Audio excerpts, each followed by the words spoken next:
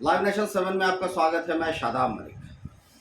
BSSC ने second inter level के लिए जो वैकेंसी निकाली है, इसमें 11,098 पदों के लिए ये बहाली आई है, जिसमें ऐसी संभावना है कि 25 लाख से भी ऊपर आवेदन देने वाले अभ्यर्थी हो सकते हैं। तो आखिर कैसे होगी उनकी जो परिणाम आएंगे वो कैसे आएंगे, क्योंकि एक सिटिंग में परीक्षा होना संभव नहीं है।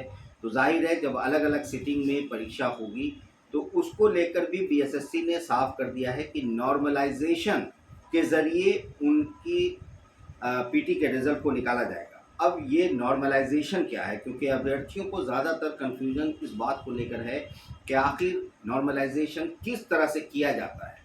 तो हम इसे अच्छे से समझने की कोशिश करते हैं। हमारे साथ मौजूद हैं समीर सर।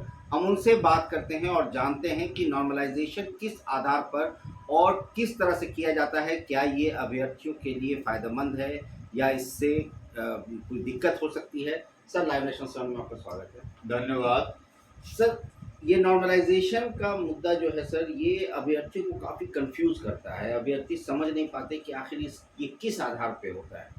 तो सर ये थोड़ा स्पष्ट करने की कोशिश करिए। देखिए, नॉर्मलाइजेशन जो है जनरली जो ये यूज़ होता है वो कॉम्पिटिटिव एग्ज़ाम के संदर्भ में ही होता है। पहले उतने इतना कैंडिडेट नहीं हुआ करते थे, तो इसके चलते एक ही शिफ्ट में हर एक एग्ज़ाम करीब करीब हो जाता था। लेकिन अब जो है बहुत ज़्यादा कैंडिडेट अप्लीकेंट हो जाते हैं। उसका नतीजा होता है कि एक पाली के बजाय 2 3 4 पाली में एग्ज़ाम या उससे भी ज़्यादा पाली में लेना पड़ता है। अब इसके चलते होता क्या है कि लड़कों की शिकायत होती है कि अमुक पाली में आसान क्वेश्चन पूछा गया, हमारी पाली में कठिन क्वेश्चन पूछा गया। और ये स्वाभाविक बात है कि जब हर ये एक पाली के बाद दूसरा पाली के बाद तीसरा पाली का एग्जाम होगा तो जाहिर सी बात है कि क्वेश्चन का लेवल कुछ न कुछ भिन्न अलग होगा ही। अलग होगा तो उसके चलते यह देखा का गया कि भाई जिस पाली में आसान क्वेश्चन होता है उसका लड़का ज़्यादा स्कोर करता है। नतीजा है कि रिजल्ट में ज़्यादा वो चला आता है, वो हावी हो जाता है।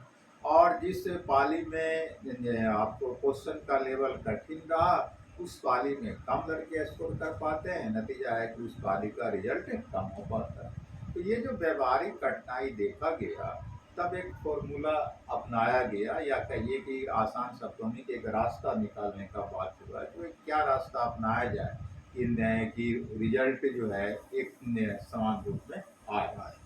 और एक शिफ्ट में एग्जाम कराना तो संभव है नहीं अभी के डेट में। तो एक तरीका अपनाया गया, उस और तरीका के लिए एक फॉर्मूला अपनाया गया कि इस फॉर्मूला को अगर हम अपना लें तो प्रत्येक शिफ्ट में जितने भी लड़के अपियर होते हैं उन सारे लड़कों का इन जो है मार्क्स जो होगा उसको एक समान कर दिया जाएगा। और यही जो रास्ता अपनाया गया या कहें कि यह जो फॉर्मूला अपनाया गया कि सभी शिफ्टों के या सभी पालियों के सभी लड़कों का जो मार्क्स है उस मार्क्स को एक समान लेवल पर लाने के लिए जो तरीका अपनाया गया है या जो फॉर्मूला अपनाया गया है वही नॉर्मलाइजेशन कहलाता है। हिंदी में उसको सामान्यीकरण भी कहते हैं, मानकीकरण भी कहते हैं। अब ये तो मान लीजिए कि ये उसका जो है सो परिभाषा हुआ, लेकिन प्रैक्टिकली अगर हम लोग समझें तो पहले हम लोग 2 पाली के एग्ज़ाम से समझें, उसके बाद 3 पाली के एग्ज़ाम से समझें तो आसान हो जाएगा। सपोज कर लीजिए कि कोई एग्ज़ाम जो है 2 पाली में हुआ, तो 2 पाली में एग्ज़ाम हुआ तो जाहिर सी बात है कि पहली पाली का अलग क्वेश्चन होगा और दूसरी पाली का अलग क्वेश्चन होगा। और यह भी संभव है कि किसी एक पाली का क्वेश्चन का लेवल जो होगा वो कुछ कठिन होगा, दूसरी पाली के लेवल का जो क्वेश्चन होगा वो हो सकता है कुछ आसान हो, या दूसरी पाली कठिन हो पहली पाली आसान क्वेश्चन हो। तो जाहिर सी बात है कि इस पाली का क्वेश्चन कठिन होगा तुलनात्मक दृष्टिकोण से उस पाली के लड़के का मार्क्स कम होगा, कम लड़के उस पाली के कम्पीट कर पाएंगे। लेकिन अब यहाँ पर है न्याय देना दोनों पाली के लड़कों के, तो किसी एक पाली का लड़का हावी ना हो जाए या किसी एक पाली का ज़्यादा रिजल्ट ना आ जाए।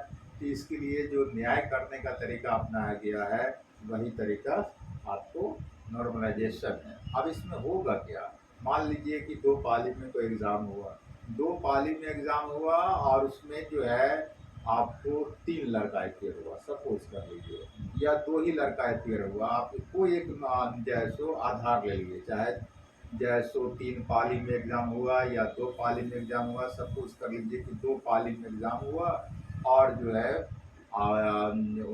हर एक पाली में 5-5 लड़के अपीयर हुए, सपोज़ कर लीजिए कि पाली फर्स्ट में भी 5 लड़का अपीयर हुआ और पाली सेकंड में भी 5 लड़का अपीयर हुआ।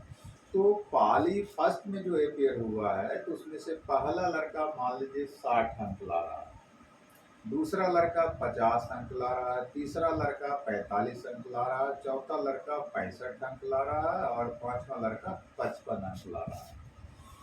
और दूसरी पाली का जो एग्ज़ाम हुआ, दूसरी पाली में मान लीजिए कि एक लड़का 100 अंक लाया, दूसरा लड़का 80 अंक लाया, तीसरा 70 लाया, चौथा 90 लाया और पांचवा जो है 85 लाया। तो यहाँ पर हम लोग क्या देख रहे हैं कि जो है दूसरी पाली का लड़का जो है वो ज़्यादा स्कोर कर रहा है, क्योंकि यहाँ पर 100, 80, 70, 90, 85 की बात हो रही है, जबकि पाली में 60, 50, 45, 65 और 55 की बात हो रही है। तो इस हालत में अगर पाली के आधार पर रिजल्ट दिया जाएगा तब तो दूसरी पाली का लड़का ज़्यादा कम्पीट करके निकल जाएगा। तो अब है कि भाई ऐसा ना हो, तो इसके लिए क्या तरीका होगा कि दोनों पाली का समान रूप से लड़का कम्पीट करे। तो इसके लिए तरीका अपनाया जाता है कि दोनों की पहली पाली का औसत निकाल लीजिए, मतलब पहली पाली में जितने लड़के अपीयर हुए उसका औसत निकाल लीजिए। मान लीजिए 5 लड़का अपीयर हुआ पहली पाली में, तो एक का 60, दूसरे का 50, तीसरे का 45, चौथे का 65 और जो है सो पाँचवें का 55 है। तो ये पाँचों का अंक जोड़ करके 5 से भाग दे दीजिए तो औसत निकल जाता है। औसत निकलता है 55। उसके बाद फिर इसी तरह से दूसरे पाली के जो पांचों लड़के अपीयर हुए हैं उनका जो प्राप्तांक मार्क्स है उसको जोड़ करके औसत निकाल लेंगे, मतलब 100 प्लस 80 प्लस 70 प्लस 85 और इसको 5 से डिवाइड कर देंगे, भाग दे देंगे तो एवरेज निकल जाता है 85। तो अब प्रथम पाली में जो 5 लड़के अपीयर हुए उनका औसत निकल रहा है 55, दूसरी पाली में जो 5 लड़के अपीयर हुए उनका औसत निकल रहा है 85। तो औसत में देखने से ही भी लगता है कि भाई बहुत ज़्यादा डिफरेंस है। दूसरी पाली में 85 अंक का औसत है तो पहली पाली में 55 अंक का औसत है। तो अब जैसे रिजल्ट कैसे दिया जाएगा, तो अब यहाँ पर किया जाता है कि दोनों पाली के लड़कों का जो औसत प्राप्तांक है उसका अंतर निकाल दिया जाता है।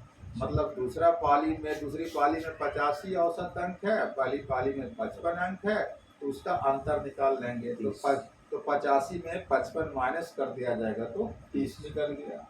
अब ये 30 निकल गया, अब सवाल उठता है कि इस 30 अंक का क्या होगा।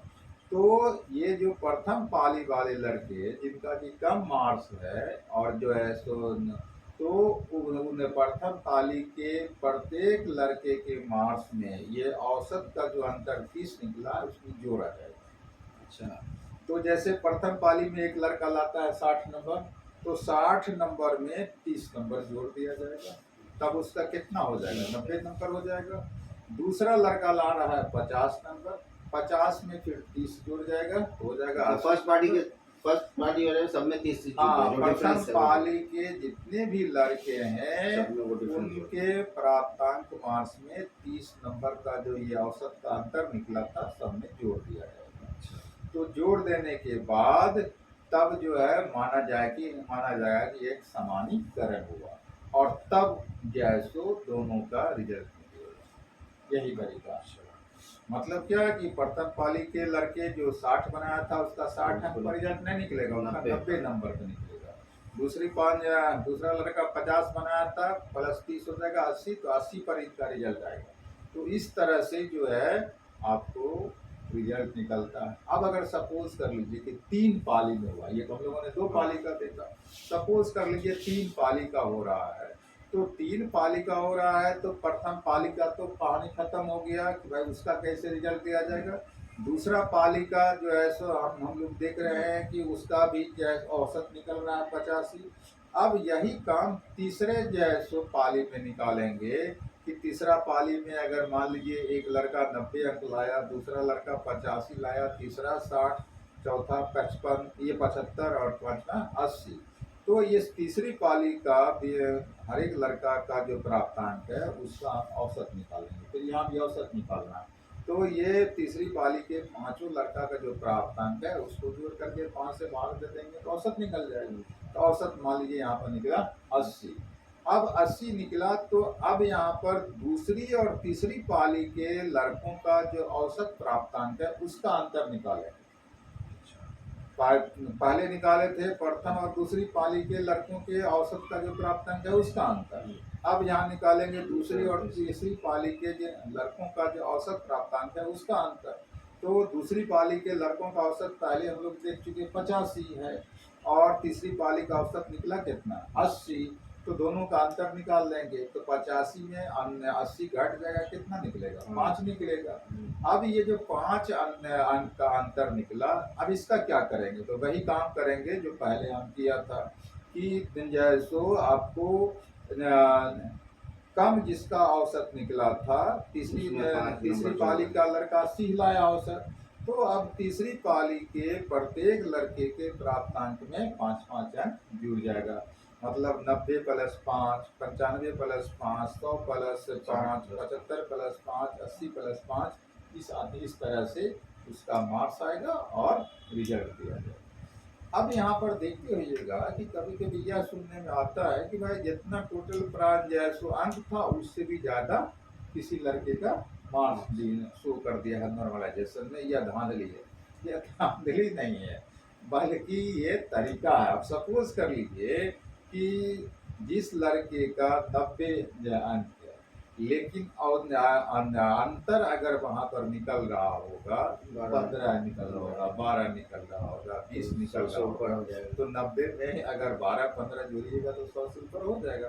तो कुछ खास लड़के ऐसे होंगे जिन्होंने कुछ ज्यादा स्कोर किया होगा लेकिन अंतर तो उसमें जुड़ जाएगा औसत का, इसलिए वो टोटल प्राप्तांक में अंक से भी किसी किसी लड़के का ज्यादा अंक शो होता है। तो वो धांधली नहीं है बल्कि ये प्रोसेस का तरीका है। यही है। बहुत बहुत धन्यवाद सर। धन्यवाद। सर ने जो आज बातें बताई ये काफ़ी अहम है और ये वो सवाल थे जो लगभग सारे अभ्यर्थियों के जहन में घूमते रहते थे कि आखिर नॉर्मलाइजेशन होता कैसे है। और समीर सर ने इतने विस्तार से इस बातों को समझाया कि जो बातें कई बार मेरे लिए भी मुश्किल हो रही थी समझने की कि आखिर नॉर्मलाइजेशन किस तरह से होता है। मैंने भी कई लोगों से इस पर बात भी की मगर मुझे खुद स्पष्ट नहीं हो पाया था।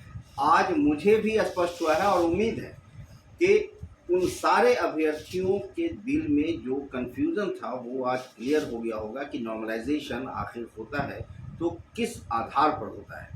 अब आप लोग भी तैयार रहिए कि इसी तरह नॉर्मलाइजेशन की प्रक्रिया होती है और ऐसे ही कॉपी की जांच की जाती है और उसी के आधार पर फाइनल रिज़ल्ट दिया जाता है जो रिज़ल्ट पीटी का आप लोगों के लिए भी आएगा क्योंकि अभ्यर्थियों की संख्या ज़्यादा होगी।